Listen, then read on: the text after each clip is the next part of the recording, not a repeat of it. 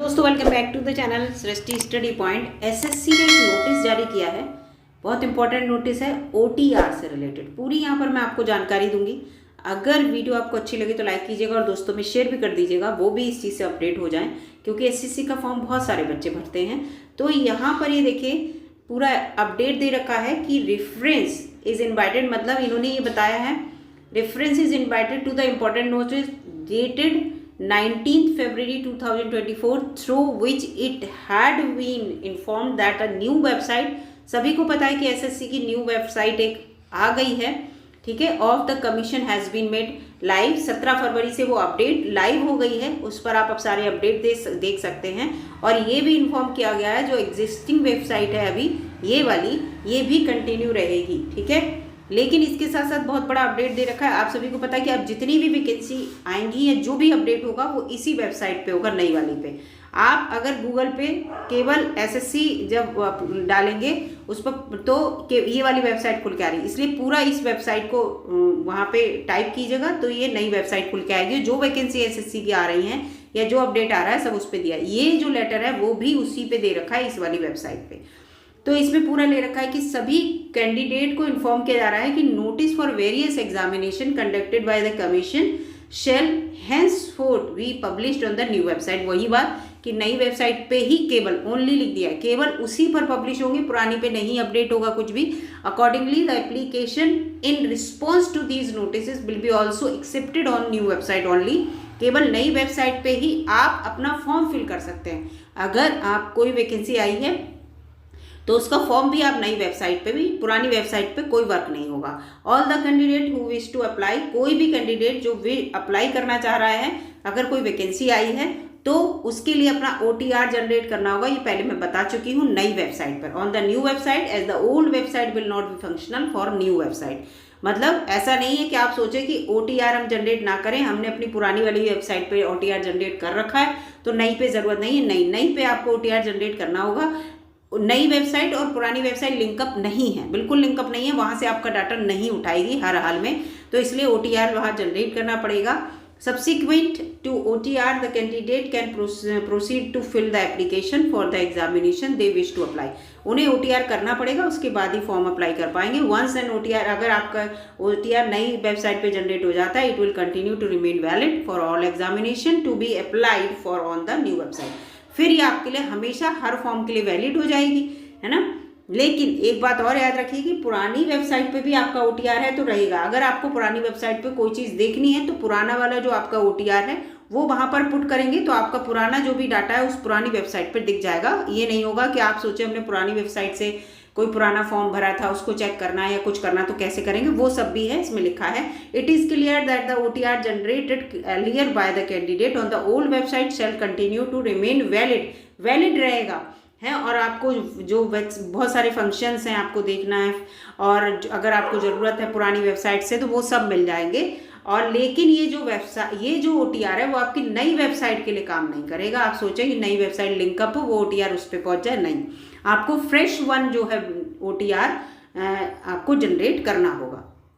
ये सब इसमें कहा गया है, क्योंकि बच्चे बहुत से ये भी कह रहे हैं कि हमने पहले ओटीआर कर लिया था, उसको लिंकअप कर देंगे, ये कर देंगे। आजकल बहुत उसका ज़माना है पूरा सोशल उसका अपडेशन का, तो इस तरह से नहीं, इसमें इन्होंने क्लियर कर दिया था। Application module which would be use in the notice to be publish on new website. कोई सी चीज़ होगी वो नई वेबसाइट पर पब्लिश की जाएगी। Will have to provisional of capturing of live photograph of the candidate. वही जो आप ओटीआर के लिए, this is a change from the earlier dispensation wherein the candidate were required to upload a photograph already captured।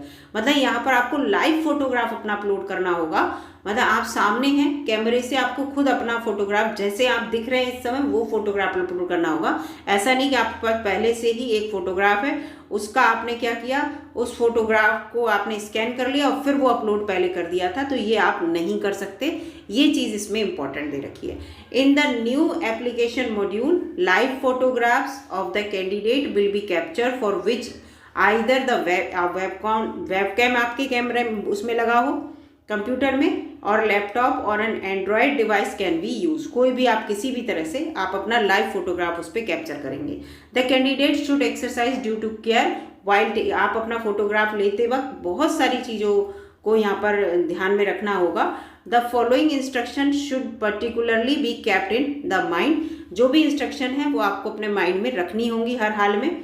जैसे कि सबसे पहला है यहाँ पर फाइंड अ प्लेस। आपको एक अच्छी लाइट आपके बैकग्राउंड में चल रही हो और प्लेन पीछे बैकग्राउंड हो। ऐसा नहीं आप अपने घर में कहीं बैठे हैं, बहुत सारे गमले वगैरह लगे हैं, पॉट्स वगैरह लगे हैं, सीनरीज वगैरह लगी हैं, है ना। ऐसा नहीं, बिल्कुल प्लेन आपके पीछे की वॉल होनी चाहिए, लाइट प्रॉपर होनी चाहिए। आप अपना वहाँ फोटो अपलोड कर रहे हो, लाइव फोटो देना है ना आपको सीधे वेबकैम से, आप कैसे दिख रहे हैं। Ensure the camera is at eye level before taking. आपकी आंखों के लेवल पर आपका कैमरा होना चाहिए जिससे आपका फोटो पूरा आ सके।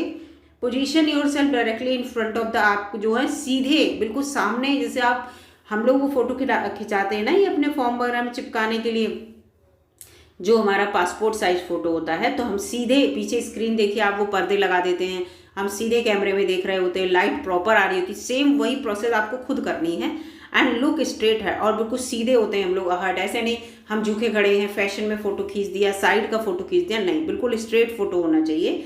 कैंडिडेट शुड नॉट वियर, कोई भी आप कैप ना पहने हो, मास्क ना पहने हो, सनग्लासेस ना लगाए हो, स्पेक्टिकल्स ना लगाए हो, ठीक है। आप ये सब फोटो लेते हुए, फिलहाल कहने का मतलब ये है कि अगर आप अपना फोटो अपलोड कर रहे हैं, क्योंकि देखिए यहाँ पर इन्होंने OTR को लेकर क्या कह दिया कि एक तो आपको अपनी नई वेबसाइट पे OTR जनरेट करना है। OTR जनरेट करते वक्त जो आप फोटोग्राफ देंगे वो फोटोग्राफ ऐसा नहीं है कि आपका पहले का कभी का खिंचा हुआ फोटोग्राफ है, आपने उसको स्कैन किया, सभी करते हैं फोटोग्राफ और साइन हम लोग स्कैन करके और अपलोड कर देते थे वेबसाइट पर, तो वो नहीं करना है। आपको अपना OTR जनरेट करना है तो आपको अपना तुरंत का, जिस समय आप OTR जनरेट कर रहे हो, लाइव फोटोग्राफ देना है। तो ये देख लीजिएगा, बिल्कुल इंश्योर हो जाइएगा कि आप जब OTR जनरेट कर रहे हैं तो आप कहाँ फोटो अपना जब अपलोड कर रहे हैं तो आपका बैकग्राउंड बिल्कुल क्लियर होना चाहिए, लाइट प्रॉपर आनी चाहिए, आप बिल्कुल अच्छे से बैठे हों, आपके बाल अच्छे होने चाहिए, साइड का फोटो ना हो, फ्रंट का फोटो हो, सामने कैमरे में आप देख रहे हो, बिल्कुल सीधा स्ट्रेट फोटो सही से होना चाहिए,